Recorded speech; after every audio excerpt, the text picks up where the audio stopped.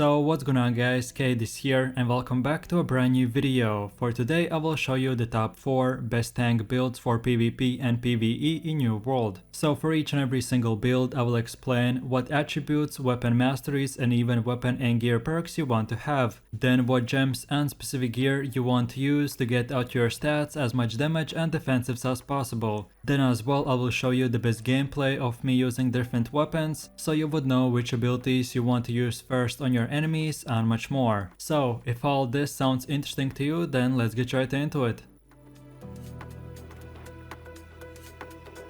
So then moving over to the first build, which is the best tanking class. And for the weapons we want to go with the sword and warhammer, and then these are the attributes you want to have. So then no matter from which level you start using this build, you first of all want to get your strength to 150 and then start building your constitution, and around level 60 you should have 250 strength and 200 constitution. And then last but not the least, for your gear you want to go with full heavy armor and you have to use a shield as well. So then for our first weapon we have the best tanking weapon, aka the sword with shield.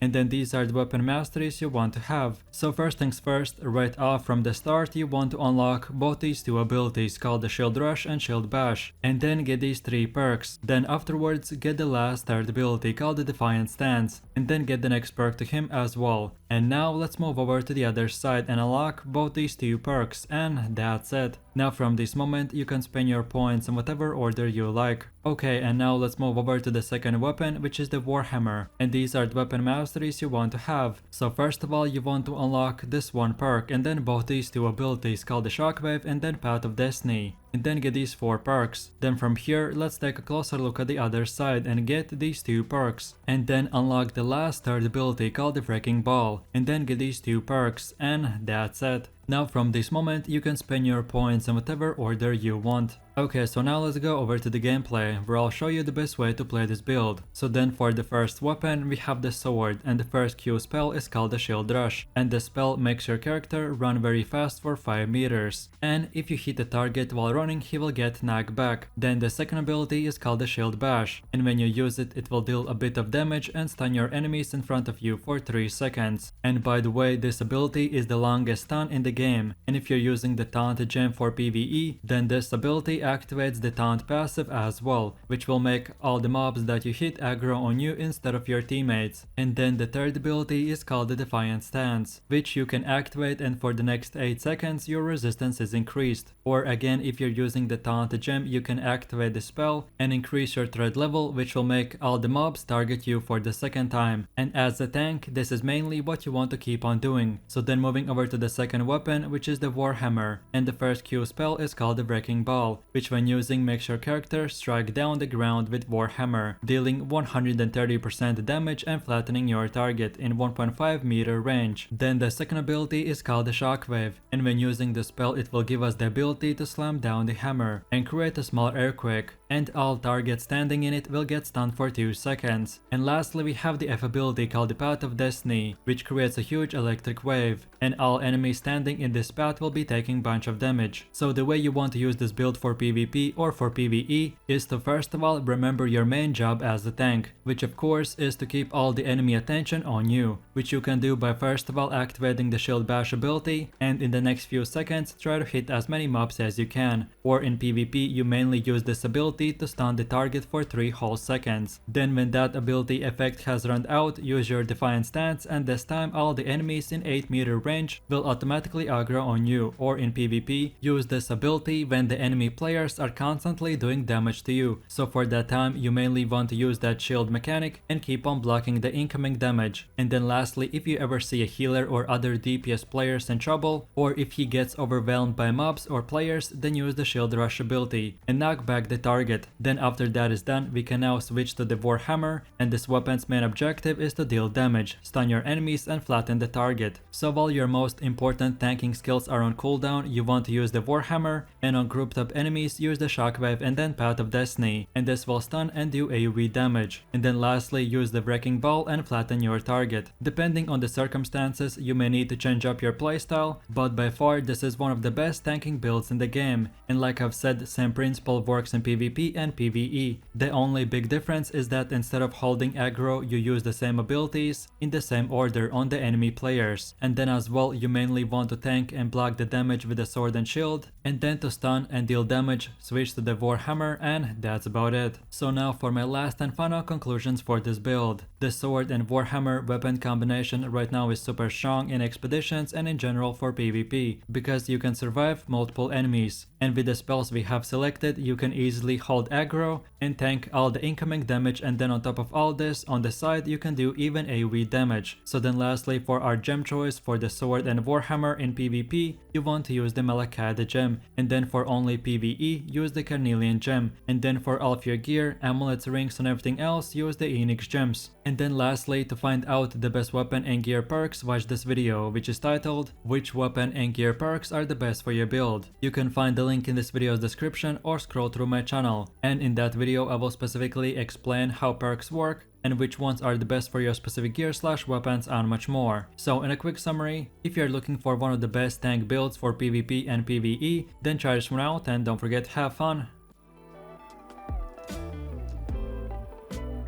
So then going over to the second tank build, which is the Great Axe and Warhammer, and then these are the attributes you want to have. So then no matter from which level you start using this build, you first of all want to get your strength to 100 or even 150, and then start building your constitution, and around level 60 you should have 250 strength and 200 constitution. And then last but not the least, for your armor you can this time make a choice to go with the medium or full heavy category. I have personally seen bunch of players going with the medium armor, and having the ability to have 3 medium jumps while being melee is pretty good. Or on the other hand, being a bit more tankier is better for some other players. So I would recommend to try out both these setups and see which one you like better. But like I've said, both these options are good, it just depends on what is your playstyle. So then if you choose to go with the heavy category, you want to go with full heavy armor, and for your character to look better you can equip a shield on your back as well. Or then if you choose to go with the medium category, then your setup should be heavy helmet, heavy chest armor, medium gloves, light pants and medium boots. So then for our first weapon, we have the Great Axe, and these are the weapon masteries you want to have. So first of all you want to unlock the first ability called the Maelstrom, and then get these 3 perks. Then afterwards unlock the second ability called the Gravity Well, and then get these 3 perks. Then from this point, now let's move over to the other side and unlock this 1 perk. And then lastly unlock the last third ability called the Charge, and then get these 4 perks. And now from this point you are free to pick and choose which perks you want to unlock next. Okay, and now let's move over to the second weapon, which is the Warhammer, and these are the weapon masteries you want to have. So first of all you want to unlock this 1 perk, and then the first ability called the Shockwave, and then get these 2 perks. Then afterwards get the second ability called the Path of Destiny, and then get these 2 perks. Then from here let's move over to the other side and unlock both these 2 perks. And then lastly get the last third ability called the Wrecking Ball, and then get these 3 perks, and that's it. Now again, from this moment you can spend your points in whatever way you like. So then let's move over to the gameplay, where I'll show you the best way to play this build. So first things first, for your Great Axe Q ability we have the Gravity Well, which you can just aim and shoot, and if you hit the target in that electric storm he will take damage and get stunned. Then the second ability is called the Maelstrom, which performs a fast spinning attack which deals damage and pulls targets closer to you. And lastly we have the F ability called the Charge, and this is a dash ability which will damage and give you more mobility. And now let's go straight into the Warhammer, and the first Q spell is called the Shockwave,